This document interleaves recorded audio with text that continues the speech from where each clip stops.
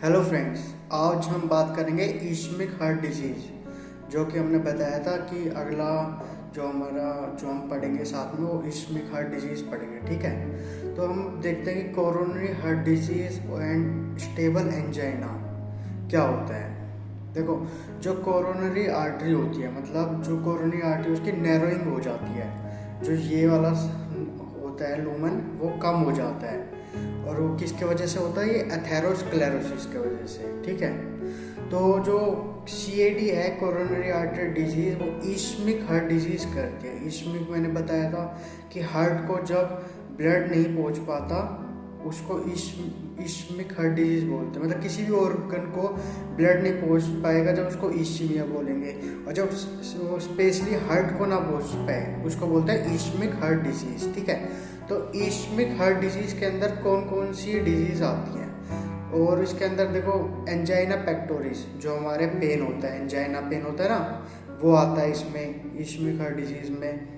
MI आता है, silent myocardial infection, ये आता है। ठीक है, उसके बाद हम बात करेंगे CVD के बारे में, कार्डियोवास्कुलर डिजीज़। तो ये कार्डियोवास्कुलर डिजीज़ मतलब एक डिजीज़ नहीं है, कार्डियोवास्कुलर मतलब हार्ट रिलेटेड जितनी भी डिजीज़ आती है इसके अंदर आती है। कौन कौन सी आती है? जैसे इश्मिक हार्ट डिजीज़ जो हमने अभी पढ़ा था, जिसमें अंदर एंजाइना पेक्टोरिस वगैरह था, MI वगैरह था, वो भी CVD के अंदर आती है। ठीक है, और क्या क्या आती है इसमें? कार्डियोमायोपैथी आ जाती है, जिसके अंदर जो हार्ट का शेप होता है और साइज होता है वो बढ़ जाता है। ये भी हम आगे पढ़ेंगे।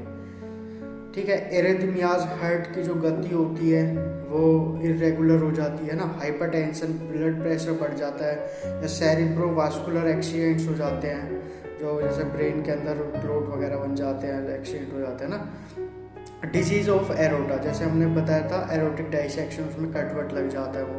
या पेरिफेरल वास्कुलर डिजीज, जैसे पेरिफेरल वास्कुलर डिजीज के अंदर जैसे डायबिटीज़ हो गई, उसके अंदर भी ये पेरिफेरल वास्कुलर डिजीज हो जाते हैं, पेन वगैरह होते हैं। ठीक है, वोल्वुलर हार्ट डिजीज़, जो हमारे हार्ट के अंदर बाइकस्पिड वॉल्व्स हैं और ट्राइकस्पिड वॉल्व हैं, उसके अंदर प्रॉब्लम आ जाती है। उसके अंदर थर्ड S3 गैलप साउंड आती है, जब क्या बोलते हैं सिस्टोल और डायस्टोल होता है, और उसके अंदर जब आवाज़ आती है थर्ड साउंड बोलते हैं उसको, S3 गैलप साउंड बोलते हैं। ये एक बहुत मतलब प्रॉब्लम की हो जाती है। ठीक है, इसमें पैथोफिजियोलॉजी देखते हैं। जो आर्टरी होती है तो उसमें लूमन का साइज छोटा हो जाता है ना, और ये किससे पता चल जाता है हमको? एंजियोग्राफी। इसके लिए हमें कौन सा टेस्ट कराना पड़ता है? एंजियोग्राफी। ठीक है, याद रखना। तो इसमें हम देखते हैं कि जो 40% से कम आता है एंजियोग्राफी की रिपोर्ट, उसके अंदर मतलब वो कुछ इम्पेयर नहीं करती है कोरोनरी ब्लड फ्लो होने में, है ना। तो मतलब 40 से लेके 70% तक एक मॉडरेट होता है। मतलब कई सारे डॉक्टर 70% पे ही क्या बोलते हैं स्टंट वगैरह डालने की बात कर देते हैं, तो उसमें कोई फ़ायदा नहीं रहता है। और वैसे भी कोई फॉरेन बॉडी हमारे बॉडी के अंदर जाती है, वो बाद में जाकर प्रॉब्लम करती है। 1-2 साल तक तो चल जाता है, उसमें हमको डेली लाइफ स्टाइल वगैरह मैनेजमेंट करनी पड़ती है, हो जाता है ना। तो हम देखते हैं अब इसके अंदर रिस्क फैक्टर कौन कौन से होते हैं।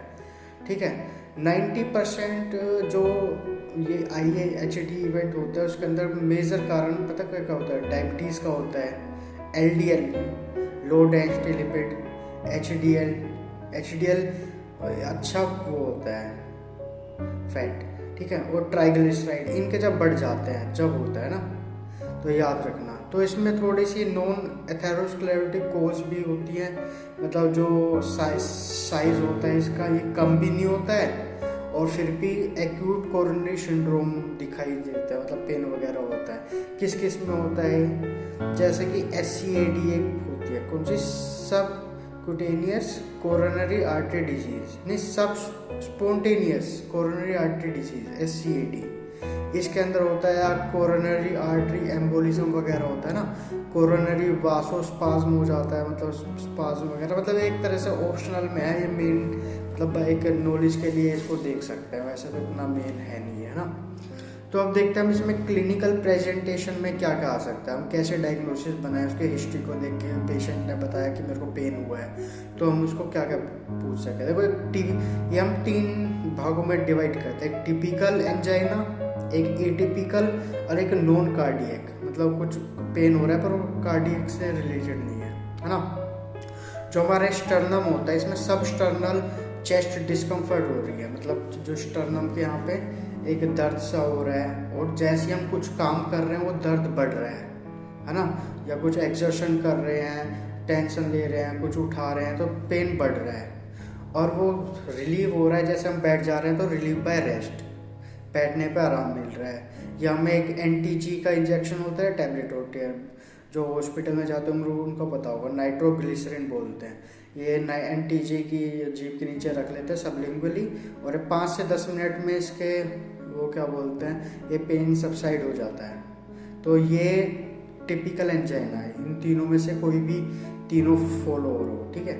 उसके अंदर एटिपिकल होता है, उसमें से इन तीनों जो हमने बताया इनमें से 2 फॉलो मतलब कैरेक्टरिस्टिक फॉलो होते हैं, जैसे सबस्टर्नल चेस्ट पेन हो, ठीक है, या हम काम करने पे वो बढ़ रहा है तो हम उसको एटिपिकल बोलेंगे।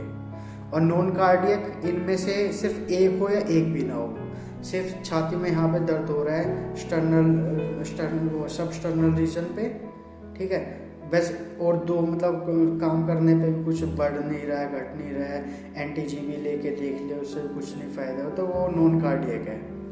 इसके अंदर हम देखते हैं एसोसिएटेड सिम्टम्स क्या क्या होते हैं। इसमें हमको डिस्निया मिलता है, सांस लेने में दिक्कत होती है ना, नोजिया, वोमिटिंग, जी मिचला रहा है, उल्टी आ रही है, डिजीनेस से हो रहा है, चक्कर सा आ रहा है। और इसके अंदर हाँ लेफ्ट जो पेन ज़्यादा होता है, लेफ्ट साइड में जो पेन ज़्यादा होता है, और लेफ्ट साइड में जो हमारी आर्म होती है इसमें भी पूरे में पेन होता है, ठीक है।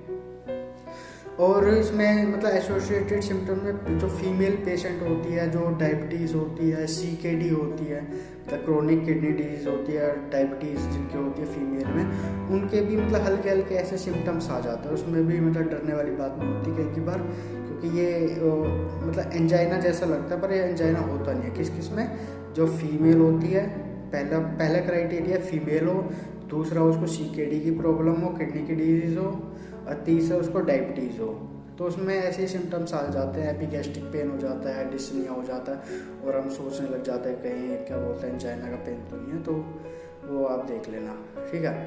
तो अब इसमें हम फिजिकल एग्जामिनेशन में क्या क्या करा सकते हैं। देखो, ब्लड प्रेशर तो लेना ही लेना होता है, हार्ट रेट देखना ही देखना होता है, आर्टेरियल पल्स हमें देखना ही देखना होता है ना।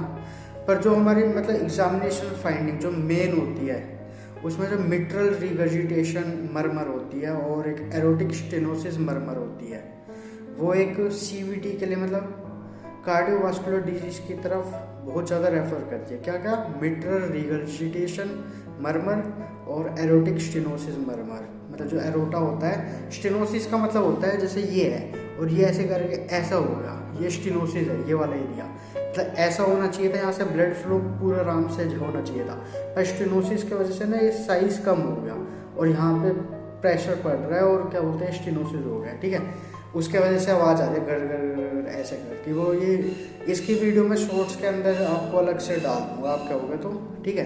तो ये मतलब फिजिकल एग्जामिनेशन देख रहे हैं, और इसमें हाइपरलिपिडीमिया आता है, जो लिपिड्स होता है वो बहुत ज़्यादा बढ़ जाता है, और कुछ लोगों के तो मतलब जो आइस वगैरह होते हैं ना, उसमें जैसे कॉर्नियल आर्कस होता है, मतलब जो हमारी कॉर्निया होते हैं, पहले पीपल हो गया, पीपल के ऊपर गोल गोल ब्लैक वाला कॉर्निया होता है, उसके अंदर ना एक वाइट कलर की गोल सी लाइन सी बन जाती है रिंग की, उसको कॉर्नियल आर्कस बोलते हैं, ठीक है।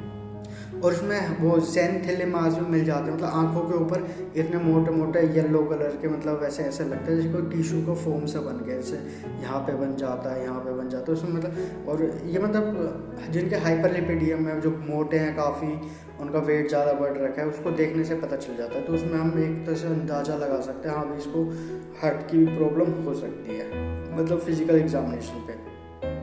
हाई रिस्क फाइंडिंग, ये तो नॉर्मल मतलब फाइंडिंग थी, BP इसका बढ़ रहा है, ये है ना। एक हाई रिस्क फाइंडिंग होती है जिसके अंदर मतलब S3 गैलोप साउंड, जो मैंने अभी थोड़ी देर पहले बताया था, क्या बोलते हैं जब वोल्स के यहाँ से आवाज़ आती है S3 गैलोप साउंड की, और ये एक हार्ट फेलियर की तरफ बताते हैं, जो हार्ट की थर्ड साउंड जिसको बोलते हैं ना।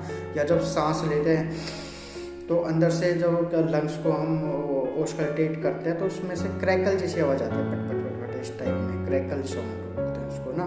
और जुगुलर वेन पल्सेशन, मतलब जो यहाँ से जो जुगुलर वेन जा रही होती है वो बिल्कुल ऐसे मोटी सी हो जाती है और ऐसे मतलब ऐसा लगता है जब खुद ही देखने में पल्स कर रही है, यहाँ से उभार हो रहा है, बंद हो रहा है, उभार हो रहा है, बंद हो रहा है। तो ये भी मतलब एक मतलब हार्ट की तरफ एक अच्छे से मतलब संकेत करती है, मतलब कि कुछ गड़बड़ है इसमें, देखो, ठीक है। और क्या बोल रहे हैं, डायग्नोस्टिक टेस्टिंग में हम ईसीजी, रेडियोग्राफी वगैरह कराते हैं, ठीक है। हमारा यहाँ तक हमने कवर कर लिया है, ज़्यादा लंबी वीडियो हो जाएगी। और हाँ, इसमें ना आप क्या बोलते हैं, पेन कॉपी लेके लिखना स्टार्ट कर देना, क्योंकि इसमें मैं कहानी की तरह सुनाऊंगा और आपको याद नहीं रहेगा ये नोट्स, फिर भी मैं अभी अवेलेबल करा दूंगा, डाल दूंगा इस क्या बोलते हैं वीडियो ख़त्म होने के बाद, ठीक है। इसका डायग्नोस्टिक टेस्टिंग मतलब क्या क्या टेस्ट देखना है और उसके बाद इसका ट्रीटमेंट वो मैं नेक्स्ट वीडियोस में बनाऊंगा। उसके बाद एसटी सेगमेंट एंजाइना, और इसमें स्टेबल एंजाइना और अनस्टेबल एंजाइना, फिर वो बाकी के टॉपिक रह जाएंगे, वो मैं आगे जाके वीडियोस में बना दूंगा। धन्यवाद।